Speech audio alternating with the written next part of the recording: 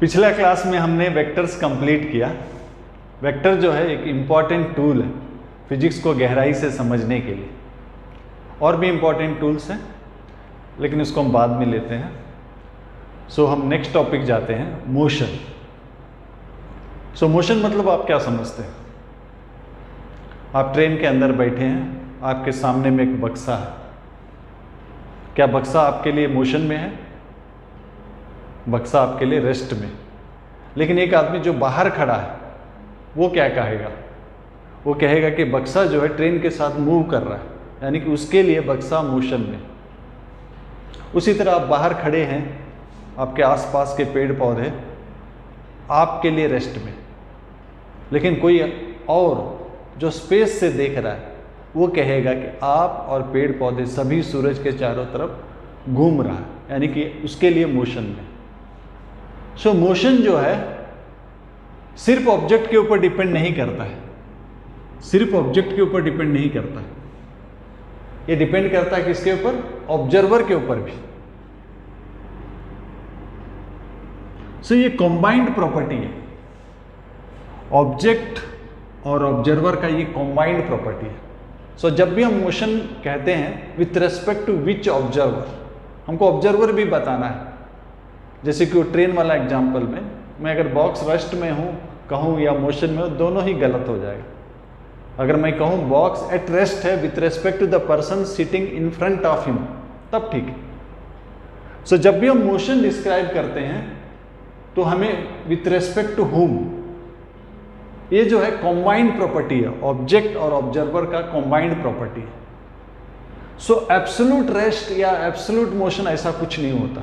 Motion हमेशा relative है, relative to certain observer, right. So जब ये ऑब्जर्वर ऑब्जर्व करता है, सपोज ये ऑब्जेक्ट है, इसको ऑब्जर्व करना है,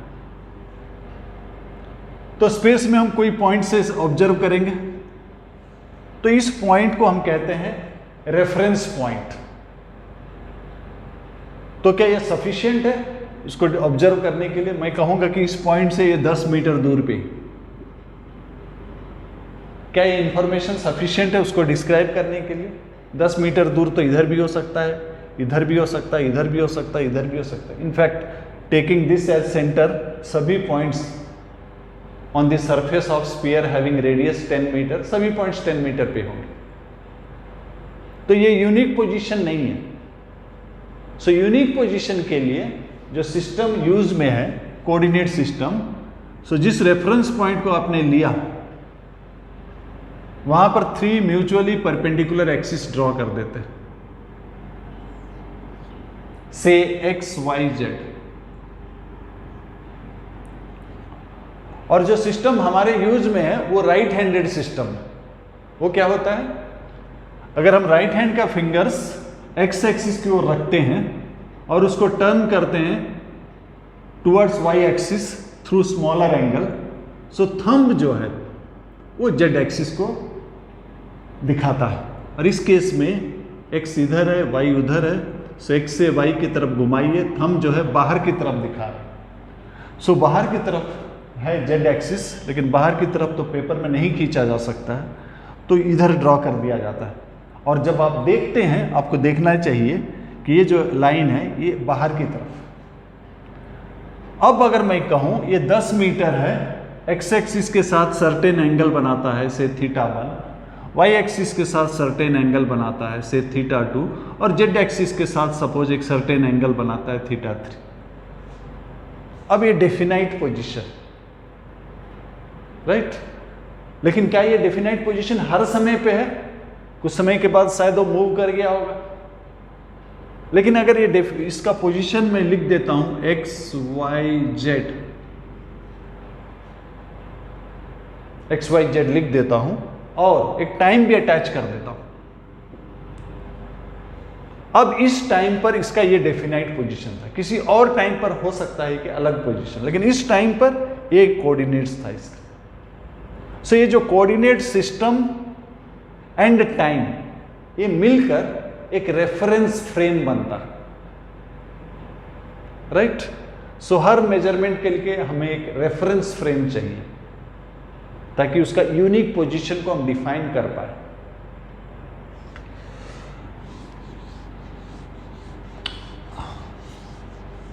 अब मोशन की बात करते हैं। ये ऑब्जेक्ट है, ये ऑब्जेक्ट है, इसका मोशन हो रहा है। सो जब खाली मोशन की हम बात करते हैं, चेंज इन मोशन की जो वजह होता है वो होता है फोर्स। लेकिन हम फोर्स की बात नहीं कर रहे, सिर्फ मोशन की बात कर रहे हैं, without discussing the cause for the change in motion, that is force. So we are discussing only motion without discussing force. तो इस ब्रांच जो है, इस ब्रांच ऑफ को कहते हैं काइनेमेटिक्स, काइनेमेटिक्स। लेकिन फोर्स भी डिस्कस करते हैं और मोशन भी डिस्कस करते हैं, तो उसको बोलते हैं kinetics. So kinematics discussing motion without discussing the cause for change in motion, that is force. So जब हम मोशन डिस्कस करते हैं किसी भी ऑब्जेक्ट का, और अगर इसमें जितने भी पॉइंट्स हैं, उसी सभी का पॉइंट्स का वेलोसिटी एट एनी इंस्टेंट अगर सेम है, सभी सेम है एट एनी इंस्टेंट, सभी सेम है, से v है, तो ये जो मोशन है इसको हम बोलते हैं ट्रांसलेटरी मोशन, ट्रांसलेटरी। और ये ऑब्जेक्ट को हम बोलते हैं पार्टिकल। तो ऑब्जेक्ट में जितने भी पॉइंट्स है एट एनी इंस्टेंट, सभी पॉइंट्स का वेलोसिटी जो है सेम है, and that is the velocity of the object. और अगर उसको हम पेपर में ड्रॉ करना है, बिकॉज सभी का वेलोसिटी सेम है, तो अगर वो सीधा जा रहा है, ऐसा जा रहा है, तो हम उसको ऐसा ड्रॉ कर सकते हैं। वो अगर ऐसा ऐसा जा रहा है तो हम उसको ऐसा ड्रॉ कर सकते हैं। तो ऑब्जेक्ट का अगर सभी पॉइंट्स का वेलोसिटी सेम है, तो उस मोशन को हम बोलते हैं ट्रांसलेटरी मोशन, और ऑब्जेक्ट को बोलते हैं पार्टिकल। और उसका मोशन जब हम पेपर में दिखाना है तो एक पॉइंट से दिखा सकते हैं, और वो पॉइंट का मोशन अगर सीधा है तो इसको बोलते हैं रेक्टिलिनियर ट्रांसलेशन। लेकिन वो अगर कर्व्ड पाथ में जा रहा है तो उसको बोलते हैं कर्वीलिनियर ट्रांसलेशन, राइट। तो कोई भी ऑब्जेक्ट का साइज नहीं बताता है कि उसको ऑब्जेक्ट को पार्टिकल लेना है या नहीं लेना है, मोशन बताता है। ऑब्जेक्ट का हर पॉइंट का अगर वेलोसिटी सेम है तो कितना भी बड़ा साइज हो तो उसको हम पार्टिकल लेंगे, और उसका मोशन जो है ट्रांसलेटरी है। लेकिन अगर अलग अलग पॉइंट्स का मोशन अगर अलग अलग है, वेलोसिटी सेम नहीं है, तो वो एक्सटेंडेड बॉडी है, तो उस ऑब्जेक्ट को हम पार्टिकल नहीं ले सकते, एक्सटेंडेड बॉडी लेंगे, और उसका मोशन को ट्रांसलेटरी नहीं लेंगे। तो हम ट्रांसलेटरी मोशन से ही शुरू करते हैं। कुछ डेफिनेशंस जो आपने क्लास 9-10 में पढ़ा होगा, एक बार रिवाइज कर लेते हैं। सो ये हमारा रेफरेंस है, से एक्स वाई जेड, ये रेफरेंस पॉइंट है, ये रेफरेंस फ्रेम है जहां हम 3 परपेंडिकुलर एक्सिस ड्रॉ किए। ये ऑब्जेक्ट है, यहाँ से शुरू होता है, इसका इनिशियल पोजीशन वेक्टर से आर इनिशियल है, और ये ऐसा जाते हुए यहाँ पहुँच जाता है, से बी पर जाता है, ये फाइनल पोजीशन।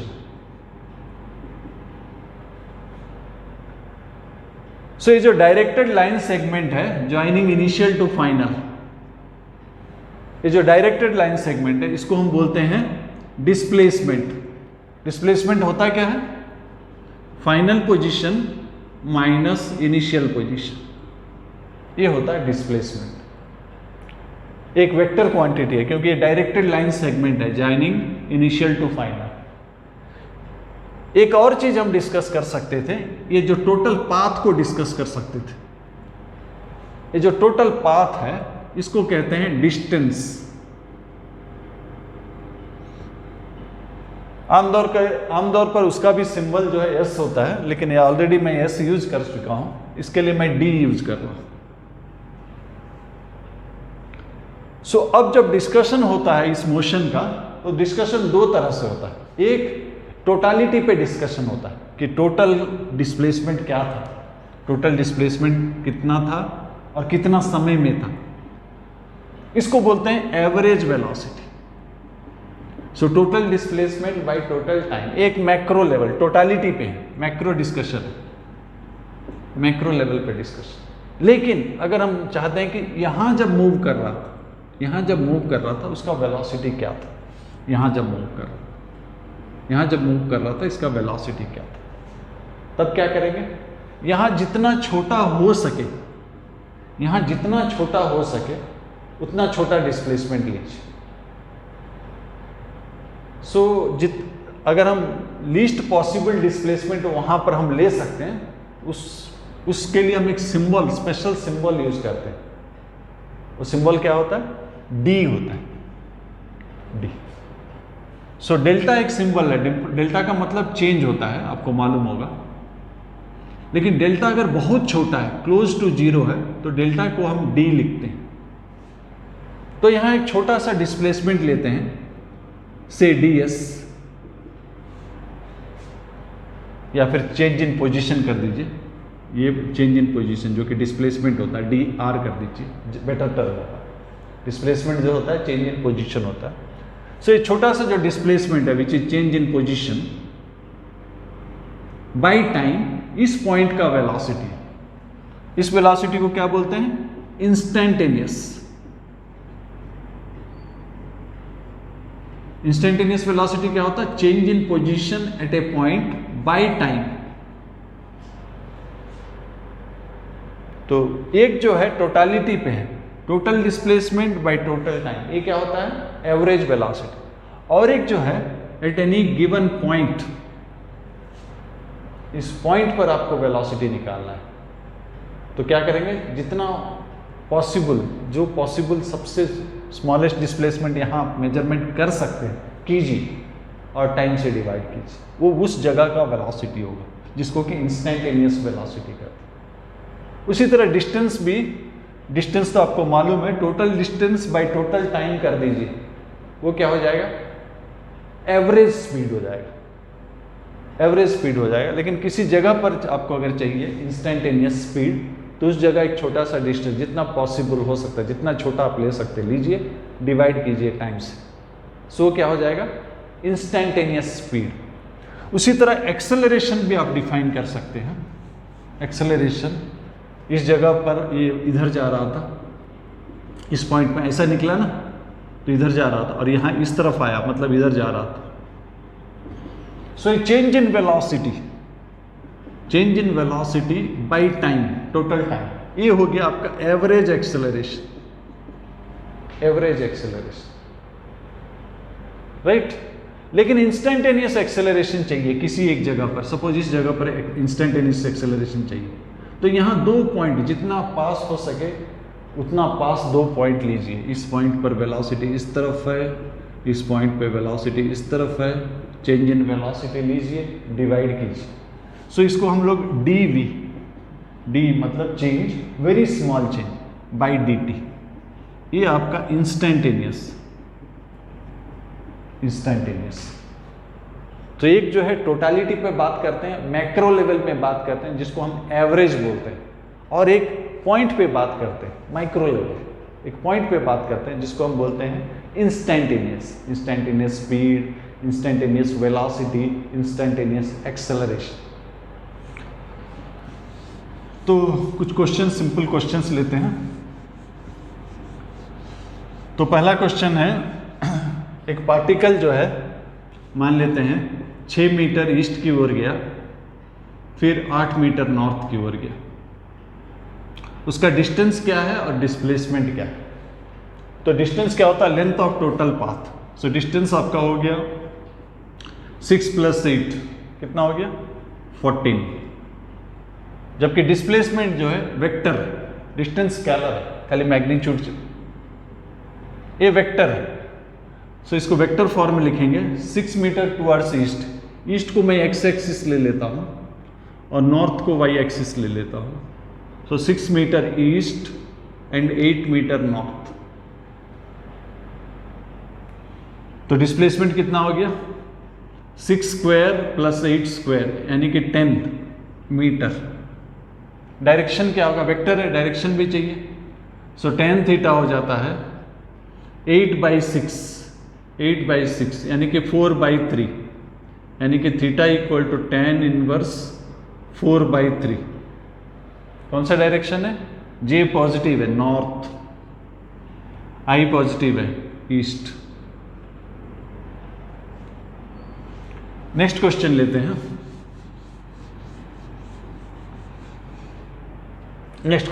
हैं। एक पार्टिकल जा रहा है ईस्ट की तरफ जा रहा है, कितना स्पीड में जा रहा है? 6 मीटर पर सेकेंड, ये इनिशियल वेलोसिटी, और टर्न करता है साउथ की तरफ टर्न करता है 8 मीटर पर सेकेंड। सो ये तो मैग्नीट्यूड रहा, इधर वेक्टर साइन लिखा हूं, ईस्ट कह रहा हूं मतलब ये आई कैप हो जाना चाहिए, और ये साउथ कह रहा हूं इसका मतलब -j कैप। सो एक पार्टिकल ईस्ट की तरफ जा रहा था 6 मीटर पर सेकेंड, टर्न कर जाता है साउथ की तरफ, और ये प्रोसेस में उसको समय कितना लगता है? मान लेते हैं समय लगता है इसको 5 सेकेंड। तो हमें पूछा गया कि इस प्रोसेस में एवरेज एक्सेलरेशन क्या? एवरेज एक्सेलरेशन होता क्या है? Change in velocity by time. So v2 यानी कि -8j cap -6i cap by time कितना हो गया? 5। सो ये हो गया, आई कैप को पहले लिख देता हूं, फिर जे कैप को लिखता हूं बाई 5। तो इसका मैग्नीट्यूड क्या हो जाएगा? Magnitude 6 square plus 8 square by 5 यानी कि 10/5, 2 मीटर पर सेकेंड स्क्वायर। डायरेक्शन क्या होगा? tan थीटा होता है y component by x component, 8/6 यानी कि 4/3, थीटा हो जाएगा tan इनवर्स 4/3। यहां पर j जो है नेगेटिव मतलब साउथ, I भी नेगेटिव है यानी कि वेस्ट। सो नेक्स्ट क्वेश्चन लेते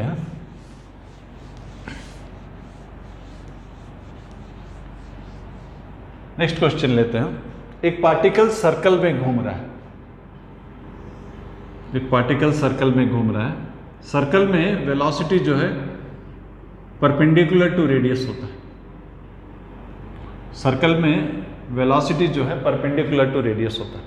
सो पार्टिकल जो है सर्कल में घूम रहा है with speed v, right, speed constant. तो यहां से शुरू करता है, डायमेट्रिकली ऑपोजिट साइड b को पहुंच जाता है। तो हमारे पास दो क्वेश्चन है। पहला क्वेश्चन, एवरेज वेलोसिटी कितना है? स्पीड दिया गया, एवरेज वेलोसिटी कितना है? और दूसरा क्वेश्चन है एवरेज एक्सेलरेशन कितना? सो पहले क्वेश्चन है एवरेज वेलोसिटी। एवरेज ये क्या होता है? Displacement by time. और डिस्प्लेसमेंट क्या होता है? Directed line segment joining initial to final, a directed line segment, जो कि यहां पर 2r। टाइम निकालना है, टाइम हम स्पीड से निकाल सकते हैं। पार्टिकल ऐसा मूव किया, डिस्टेंस कितना मूव किया? ये डिस्टेंस सेमी सर्कल πr। सो टाइम हो जाएगा distance by speed. Distance by speed जो है टाइम हो जाता है। सो यहां टाइम डिवाइड कर देंगे πr/v। सो वेलोसिटी क्या हो गया? 2v/π। और डायरेक्शन कौन सा direction? In the direction of displacement, इस तरफ, एवरेज वेलोसिटी। ठीक है ना। नेक्स्ट हमें चाहिए एक्सेलरेशन। एक्सेलरेशन क्या होता है? Change in velocity, average acceleration, change in velocity by time. So ये इनिशियल वेलोसिटी है, इस साइड है। सपोज इसको मैं y एक्सिस ले लेता हूं, तो इनिशियल वेलोसिटी आपका हो गया vj कैप, और ये आपका फाइनल वेलोसिटी है। वेलोसिटी हमेशा टेंजेंशियल होता है, परपेंडिकुलर टू रेडियस वेक्टर। सो वो ऊपर की तरफ है, ये नीचे की तरफ है, minus V J. So change in velocity क्या हो गया, minus V J by time. Time कितना हो गया, pi R by V. So ये कितना हो गया, V V minus 2v² J cap by pi R. ये एक्सेलरेशन है, डायरेक्शन किस तरफ है, माइनस जे कैप, इस तरफ। सो ये आपका एवरेज निकल गया, एवरेज वेलोसिटी, एवरेज एक्सेलरेशन। बाद में आप सर्कुलर मोशन में देखेंगे, अगर यूनिफॉर्म सर्कुलर मोशन है, वेलोसिटी तो हमेशा टेंजेंशियल होता ही है, यूनिफॉर्म सर्कुलर मोशन में एक्सेलरेशन जो है, इंस्टेंटेनियस एक्सेलरेशन जो है टुवर्ड्स सेंटर होता है, जिसको आप सेंट्रीपिटल एक्सेलरेशन कहते हैं। बाद में आप इसको डिस्कस करेंगे। इसी तरह के एक क्वेश्चन और लेते हैं। पार्टिकल जो है सर्कल में मूव कर रहा है, पार्टिकल सर्कल में मूव कर रहा है, सर्कल का रेडियस जो है r है, स्पीड v है, कांस्टेंट स्पीड v कांस्टेंट। और हमें क्वेश्चन में दिया गया है कि पार्टिकल जब थीटा टर्न कर जाता है, पार्टिकल जब थीटा टर्न कर जाता है, तब इस मोशन के लिए आप एवरेज स्पीड बताइए, एवरेज एक्सेलरेशन बताइए, राइट। तो पहले एवरेज वेलोसिटी बताइए और एवरेज एक्सेलरेशन बताइए। पहले एवरेज वेलोसिटी लेते हैं, स्पीड कांस्टेंट। तो एवरेज वेलोसिटी के लिए हमको डिस्प्लेसमेंट चाहिए, और डिस्प्लेसमेंट क्या होता है, directed line segment joining initial and final. ये आपका डिस्प्लेसमेंट, ये आपका डिस्प्लेसमेंट, राइट। सो डिस्प्लेसमेंट निकालेंगे, पहले टाइम निकाल लेते हैं। टाइम क्या होता है, डिस्टेंस बाई स्पीड। स्पीड तो हमको मालूम है भी, डिस्टेंस कितना है, डिस्टेंस जो है आर्क, डिस्टेंस जो है आर्क है। अब ट्रिग्नोमेट्री में पढ़े होंगे, थीटा अगर रेडियन में लिया जाए, थीटा अगर रेडियन में लिया जाए तो थीटा होता है लेंथ ऑफ आर्क से डी, लेंथ ऑफ आर्क से D by radius. So D क्या हो गया, आर थीटा। सो ये हो गया टाइम। हमको क्या चाहिए, एवरेज वेलोसिटी। एवरेज वेलोसिटी क्या होता है, displacement, total displacement by total time taken. Time निकाल चुके, अब डिस्प्लेसमेंट निकालना है, length of this directed line segment निकालना है। एक परपेंडिकुलर ड्रॉप कर देते हैं, परपेंडिकुलर ड्रॉप करते हैं, ये दोनों साइड सेम है, ये आपका आइसोसेलेस ट्रायंगल है, मतलब ये जो लेंथ है, ये जो लेंथ है आपका s/2 हो जाएगा। टोटल s है, आइसोसेलेस ट्रायंगल है, तो परपेंडिकुलर जो है बाइसेक्ट करता है s/2, और ये एंगल भी आधा हो जाएगा। सो ट्रिग्नोमेट्री का फार्मूला यूज कीजिए, sin θ/2 परपेंडिकुलर बाय हाइपोटेन्यूज।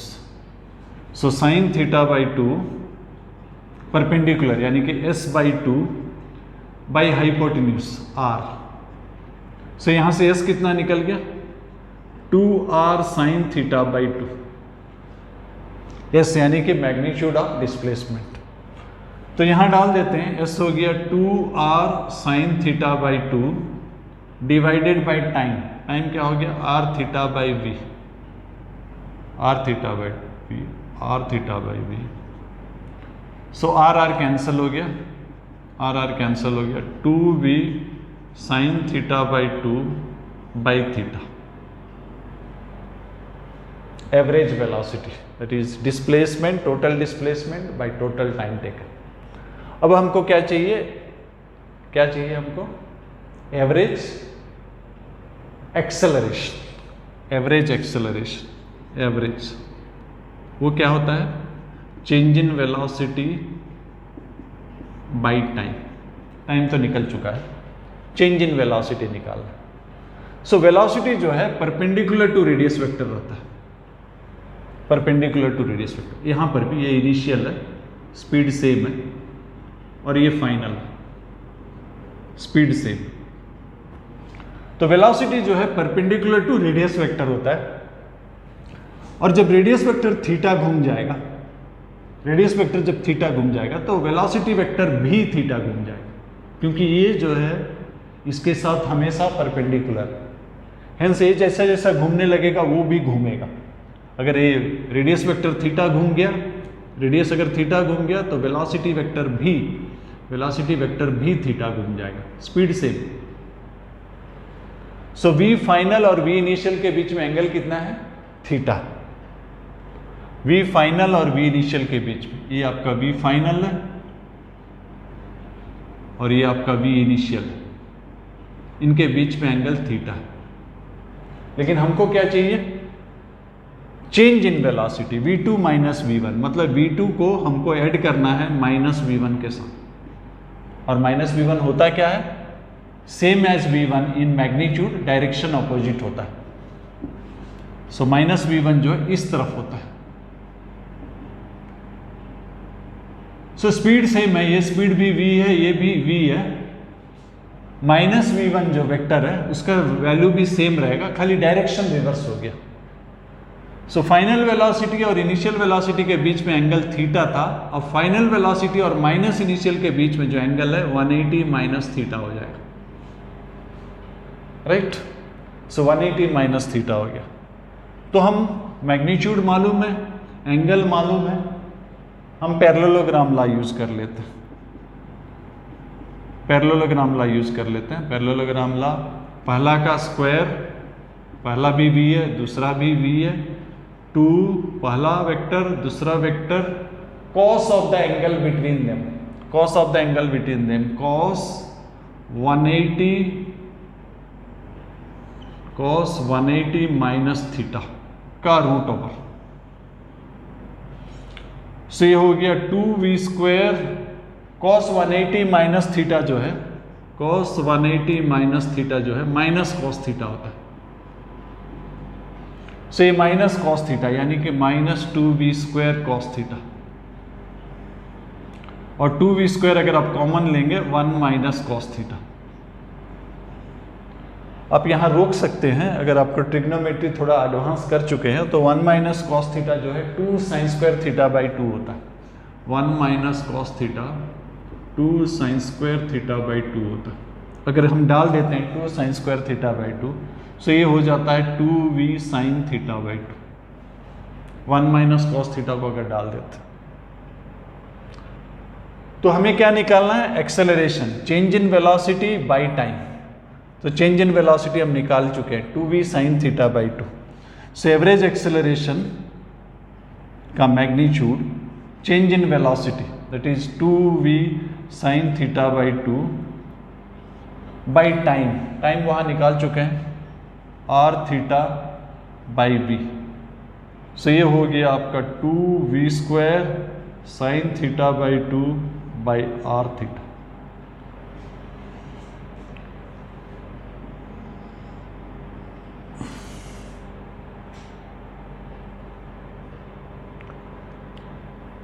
सो ये कुछ क्वेश्चंस हमने डिस्कस किया एवरेज वेलोसिटी और एवरेज एक्सेलरेशन के ऊपर। नेक्स्ट क्लास में इसको हम आगे बढ़ाते हैं। आप प्रैक्टिस पेपर कीजिएगा, नेक्स्ट क्लास में प्रैक्टिस पेपर डिस्कस करेंगे, फिर आगे बढ़ाएंगे।